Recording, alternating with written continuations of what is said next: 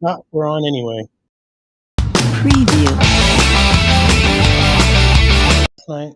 All right. It was a nail biter going into extras, and then Alfaro and Miggy came up with a Yes. sac fly, and we ended up winning 3-1. Yes. I'm wearing my road uni today. Yep. I decided to wear gray, because I'm on the road when I come here. I don't live here. Right, right. But let's get back to the We Marlins. want to talk a second about Nick Neidert, because remember Yeah. back in the beginning of the season, we brought him up. Same time we brought up Danny Castano. Castano hung around for a little while, then got wild. But Neidert went right. I mean, he had one or two outings that he struggled, and we sent him right back. But yesterday, he looked like a completely changed guy. Gave us 5 innings and didn't get us beat up too bad. Yes, sir. Pleasant surprise. 5 innings, gave up 1 run, threw really good. As far as Castano goes, Castano did a good job. His problem was he got a shoulder situation, injury in Boston, and he's been on the IL. But I like him because he's not a very strikes. good dresser, and he's got a weird mustache, like a 70s. Well, his youngest sister, there's 7 siblings in the family. Wow. His youngest sister is the best girlfriend to my granddaughter, Savannah Blue Martinez, Bleau. And they go to Westminster Christian. Oh, right on. So I know the family. Very good. Terrific family. But getting back to the Marlins game, you know what I was hoping for, Tommy? Here they go in the 10th. Start out with a guy on second, John Birdie, right? Mm-hmm. Leon's up, drops a sac bunt, small ball, good. Got a runner on third, 1 out, and I'm saying to myself, Red Dog, how about a squeeze? 1 out, right-handed, hitter up, Birdie handles the bat well, he can bunt. Mm-hmm. How about doing the 1957 Pan American post 140 play? We won the state championship out of Miami High, went to Florence, South Carolina. First plane ride, a lot of our players threw up, turbulence with a prop plane. Why not first pitch after the first strike, squeeze them in?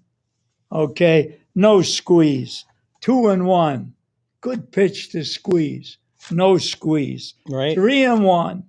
Okay, we can still squeeze. No squeeze. But they got Birdie out, and Alfaro, who was two for his last 28.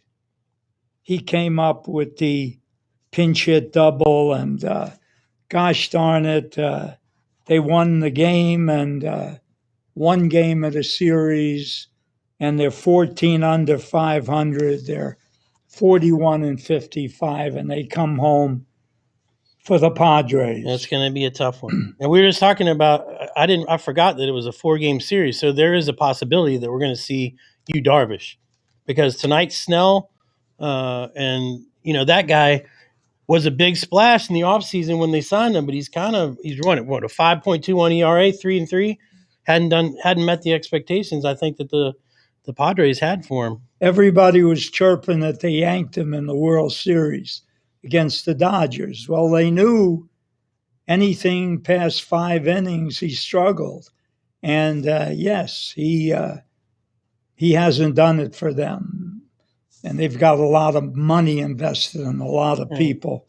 And right now they're in 3rd place. But a couple of points on the game besides Neidert. Miggy Rojas was about 15 for his last 34. Mm-hmm. He's been hot lately. Yeah, that's real hot, Tommy. And did you know that the Marlins were 9-31 since 2017 when playing in Washington, D.C.? Is that right? Don't play well in the capital. I wish I had that on the betting line before I called my bookie. Well, talk to me, Tommy. I'm not a betting man. I'm too tight for that. But I'm not a CB or cheap, but I don't bet. Well, my girlfriend likes really nice shoes, so I got to make a little extra on the side. This gig here doesn't pay all that much, Red. Well, I'm sorry about that, but we'll have to work on that. Yeah, we're going to do that with the powers to be, because That's you're it. a valuable man. Thank you, sir. Dylan Floro has been so good. Yeah, I like him a lot. They extended him a second inning yesterday, and I said to myself, whoa, he's never gone 2 consecutive innings all season, but he got the job done. Even though his velo went down to 93, 94 from 96 in the first inning. But he's a performer. Yeah, he's got a ring with the Dodgers. He won a World Series with the Dodgers and got to play in some of those World Series games. And yes, sir. So yeah, yes, sir. He's a valuable piece to that bullpen for sure. That we got to continue to build on. And tell me, Tommy, why send Monte Harrison down back to Jacksonville and keep Brinson and Sierra? Yeah, I think Sierra would be the first one to go. Yeah, he looks like a high school kid up there. Fast, don't get me wrong. Yeah, he's pretty quick. But you got to have being quick make any difference. You got to get on base. Nice kid. Should teach a Dale Carnegie course. Yeah, he's a great kid. But Harrison was showing some signs of doing stuff. I don't understand that. But anyway, a win, and that's mighty fine. Yeah, I'll take one. It's been a while. And now we're running in a 4-game series with San Diego. Hopefully they're going to be road weary because they've been on an extended road trip. They just finished up with Atlanta. They had Washington before that. They gave them a dog fight. So I think, we might get lucky and take a couple from them just because they're at the end of this, East Coast road trip from San Diego. Is Alcantara coming back from his bereavement? We don't know. There's no word on that yet. So hopefully he's going to be part of the we don't even know what his loss was. Right. I mean, how can you say a prayer? You don't have specifics. Right. So you don't have contact with the big guy upstairs. Right. Okay, Tommy, I'm about to tell a true story of which, besides the Red Dog, there's only one living person that could attest to this story, and that's Ruley Carpenter, the son of Bob Carpenter, who owned DuPont, the DuPont family, and owned the Philadelphia Phillies. And Ruley, his son, was brought up into the business to run the Phillies, a graduate of Yale, a bright young man. And I'm going to tell you this story because very few people know it. Those from the Miami Baseball Forum, of which I chair, have heard this story, but it happened. Now, let me give you the background. I'm a 30-year-old guy in the fall of 1969. Been married a year. The gal I married, Sandra Ann Hand, had 2 boys, 6 and 4, that I adopted within a year. So I'm married, I got 2 boys. I'm teaching U.S. history at Miami Coral Park High School, which I helped open in September of 1963. I'm in my 6th year there or so, teaching history, coaching the baseball team. And I get a call from the Philadelphia Phillies. And they want me, a high school baseball coach, to become the general manager of the Spartanburg Phillies of the Class A Western Carolinas League, Spartanburg, South Carolina. They want me to go from high school to be a GM in the Bush Leagues. And I figured that, look, if I go, this could open the door. Maybe I can get on the field, I can get in uni, I can advance through the organization, I can go from Spartanburg, to their Peninsular Club, High A. And then I can go to Reading in the Eastern League. And then I can be to Oregon. What's the town? Eugene, their AAA club in the Coast League. Emeralds. Yes. What a guy, Tommy. And then to the bigs, the sky's the limit. So after negotiations and a terrible salary offer in compared to my teaching salary, and then they upped the offer. And they flew me to the instructional league in Clearwater. And I got to see my kid, Eric Soderholm, play a game against this tall righty who had a great curveball, the best I've seen. I found out he was born in Holland. His name? No idea. Bert Blyleven. Oh, also a Pirate on the 79 World Series team that beat Baltimore. What a guy. I didn't know that. Ket Ticovey, remember that pitching crew? John Candelaria.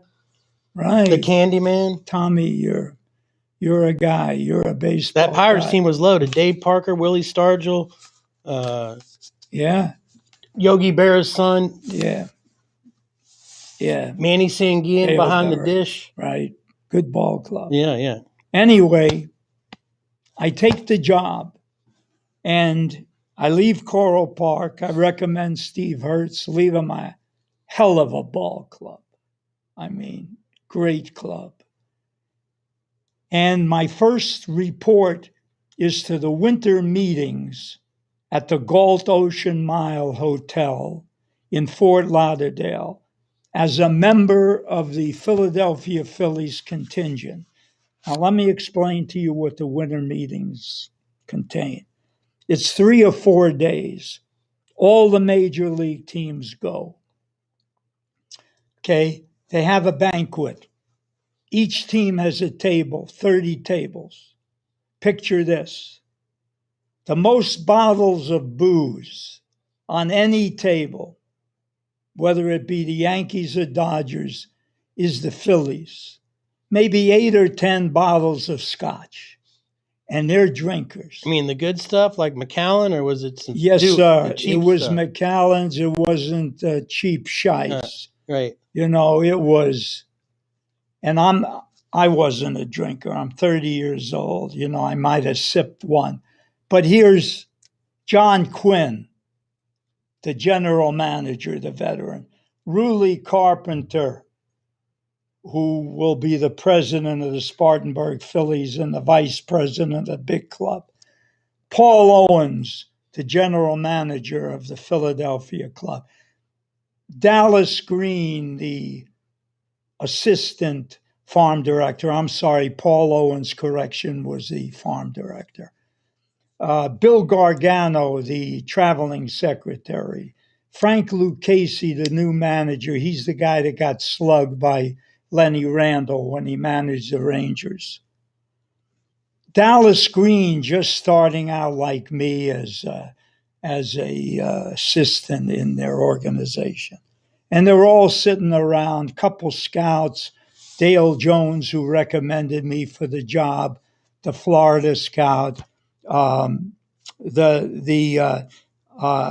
scout, the lefty, Lloyd Brown, who Ted Williams said was the toughest lefty he ever faced. And they're all sitting around and they're drinking. And the banquet's going on, the speakers and the awards. And after, here's where the story gets unbelievable.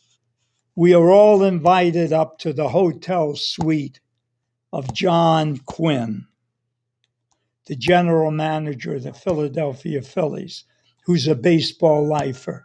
So we're sitting around, and there's another guy that I wasn't introduced to at the table, a reporter from the Philadelphia Inquirer, Bill Conlon, big-time reporter, beat writer for the club, followed the Phillies on the road and home and wrote. So they're sitting around, and all of a sudden, Paul Owens gets up, and he says, Conlon, you wrote So much trash on our club this past season. You were brutal. You just ripped us a new you-know-what. Stand up. So Conlon stands up, and Paul Owens belts him. Haymaker to the jaw, and down goes Conlon, and I'm sitting there aghast. What just happened? And everybody starts laughing. Well, Bill Conlon crawls his way back to his seat and sits down. Then Dale Jones, the scout, gets up and says, Conlon, I'm sick of you. You're a putrid writer. I cannot believe how you rip us. Stand up. Conlon stands up and pow, right in the kisser. Down goes Conlon. And this time he's out. Knocked out. Knocked out. So Ruley Carpenter and Bill Gargano, the traveling secretary, get up and they grab his feet. And they pull him. They say, we're going to put him on the elevator, knocked out. We're going to push the button and he'll go down to the lobby. Right. So they're taking him through the lobby to the elevator. And all of a sudden, there's yelling and laughing and commotion. And Ruley Carpenter, the Yale grad, and Bill Gargano, who I roomed with, who snored like a B-29, come in laughing. They said, you know what happened? Conlon got up. He bit Ruley on the leg, and Ruley hit him with an uppercut, and he's out like a light. We put him on the elevator and pushed the lobby button. The evening ends, I go back to my room, I call my wife, I said, you'll never believe what I saw. The next morning, I get up to have breakfast in the coffee shop, and I look at the table, and there's Conlon with a black eye, a puffed up lip, and bandages, sitting with everybody that attacked him and the GM and Ruley. They're having breakfast and laughing. And I said to myself, this is going to be life in pro baseball for the Red Dog. Little did I know I would do everything but sign and release players to ordering toilet paper and unplugging the sink in a ladies' room. And that's another thing to come up another day with the subject matter of a minor league general manager. But that really happened. That was my initiation to pro ball. Crazy. Yes. Crazy. The good old days. The good old days. I think the Phillies finished last that year. Close to it, you know. But anywho, it was shocking for me. So before the show started, we were talking about Team USA. Yes. They play on the 30th. We're going to do a little preview next week about Team USA because the Marlins organization has a guy that's pretty dang good in Eddie Alvarez. That's also the flag bearer for the United States opening ceremony tomorrow. So, and they open with Israel on the 30th. Should be a beatdown. And I think the 31st they play South Korea, which will be tough. Yeah. But I'll tell you what, they have another local kid, a pitcher named Nick Martinez.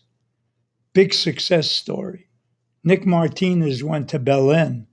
He was an infielder. Mm-hmm. He goes to Fordham in New York on a baseball scholarly. And he does a little pitching, very little.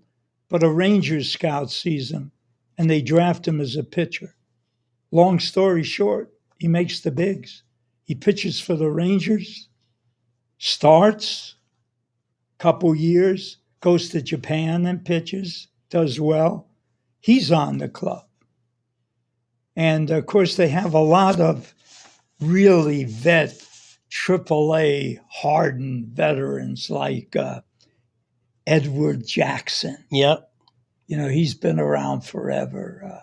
I think they have that Cardinal kid that they got from the Padres. Yep, and then you got Frazier. They got a couple guys that got Frazier is their years leader. under their belt. Yeah, he's the straw that stirs the drink. Yeah, they've got an interesting club, and I think they'll scrap. But Japan, in my opinion, if they're anything like the World Games, Mm-hmm.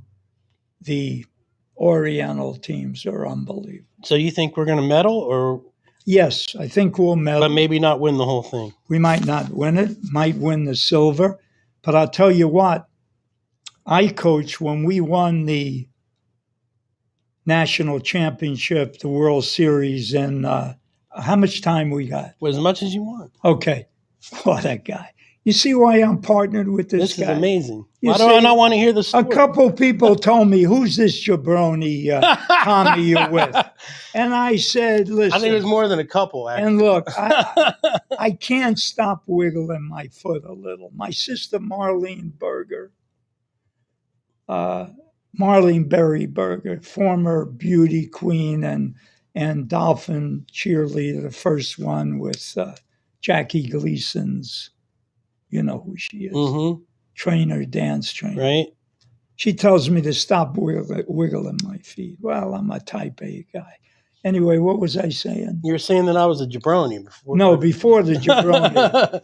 I was talking about the World Series. Yeah. When we won it and beat Texas, hook 'em horns, we represented the U.S. in the World Games in Taiwan, Taipei, and Winchao or whatever the heck the other place is. And let me tell you, those Oriental teams, I mean, those Japanese and Taiwanese teams and Korean teams, those are the Little League World Series champions when you coached. That's right. In Williamsport. That's right. Those are the kids that grew up. Yeah. And they can play. Yep. They can play. And they didn't eat at the Western table buffet like the Puerto Rican team. Everybody on the team gained 15 pounds. They ate themselves out of the tournament. But the Asian teams had the Eastern fare. You know, they're eating the sushi and the fish heads and, the rice and seaweed. The octopus. Seaweed. Seaweed, yeah. I mean, they stayed thin. So, but they can play. Yeah. They can play. It'll be interesting. Yeah. I mean, we breezed through the tournament, the Americas one, and I thought you went up there. I went up there to Port St. Lucie and saw them play Nicaragua, which wasn't much of a matchup. But I would think I thought for sure that Venezuela, Cuba, Puerto Rico would give us something, but we ran through that like a bull in a china shop. So hopefully a little bit of that momentum. So what about the Dominicans? Were they there? Yeah, and they got whooped also. Wow, you think their representation was good? Yeah, I think they had some great players. But they're still not letting look, if they took the real pros like they do in hockey, or they do in basketball, it'd be NC, we would be done. No contest. And we wouldn't have a chance. Yeah, but how about the Dominicans that are in AA and AAA? Why wouldn't the Dominicans take them? We just were on fire. We hit a streak. That's great. Yeah. I just hope it keeps rolling because there's nothing better than Team USA bringing back gold, especially when Eddie Alvarez is on there. And you made the roadie. I'm proud of you. That was a long trip. Yeah. Lucy, yeah. Yeah. It was fun. A lot of fun. Good for you. Yeah. Nice complex. It's the Mets, it's the Mets park. It's all, I don't like the Mets, so it's tough for me to look at all that Mets stuff. But it's an all right ballpark. I like the ballpark better at Palm Beaches. The ones that the Nationals and the Astros share. That's a really nice park. I went up there for a couple spring training games, and it's way better than the one we got in Jupiter. And I hear Dodger Town is now the site of showcases and travel team tournaments. That's it. Not the same. Too bad. I feel bad for the Mets with the Grom and elbow. Yeah. But you know what? First day of spring training this year, he threw up to 100. Mm-hmm. Why? Yeah. I say why on the first day. Yeah. Why are you letting it out? Pitching coach should have let him know. That's not. These guys are big boys. Yeah. You can't tell them Yeah. anything. Multiple Cy Youngs. Who are you going to tell? What are you going to tell that guy? Right? True. Tonight, we got the Padres. Snell, to be determined, who's pitching for the Marlins. Probably going to be a pen night, would be my guess. What about the guy with the good stuff that's been up and Zach down? Thompson? No, he's in the rotation. Harrelson? No. Hess? No, you know who I mean. Back and forth from Jacksonville. Gosh darn, I apologize. A pox on me and all my ancestors for not remembering the name of the guy. It's an American name. He's a gringo. Braxton Garrett? No, he's a right-hander. Garrett's a lefty. Yep. He's a righty. He's been back and forth. He's got good stuff. They use him as a starter. Anyway, I'll think Every of it once at in a while. 4 in the morning. That's usually when I have my best thoughts. When I'm up for my 4th time. But I'm not a big sleeper. Since my baby left me 20 years ago, Tracy, I haven't slept that great. But I guess I don't need it. That seems like almost sounded like a country song you just started right there. Yeah, since I left my baby. You know, she left for money and security. She left love. She left excitement. She left a wacky existence for that. Yeah. Can you believe? I wouldn't do it. The only gal I really loved moved up to Davidson, North Carolina, hoops country. Anywho, no more of my love stories. All right, Red, we're doing Baseball Team USA next week, and we're maybe going to get a guest in here and do something. And I'm getting a son. I'm getting a dog. He was born July 7th, did I tell you? You didn't. I'm getting a whippet, a miniature greyhound. His name's Dooley. And I pick him up mid-September. All right. He was born in a litter of 8 in Ocala, 5 males, 3 females. I'm getting a male. And what's the significance of the name Dooley? Comes from the movie Misfits, the last movie that Clark Gable did with Marilyn Monroe. All right. He was Clark's dog, a real nice dog. All right. He was the only sane one in the movie. We'll bring him into the studio and I put him on full display. They run 35 miles an hour. That's faster than us. That's way faster than us, Tommy, my friend. It's a pleasure, man. Always. Can't wait till the next show. Okay. All right. Let's flip the M boys tonight. Let's continue this winning streak. One game. Yeah, not a streak. I'll take it though. Hey. Going against Snell, we got a chance. All right. They gone. Flip the M boys. Go fish. Preview.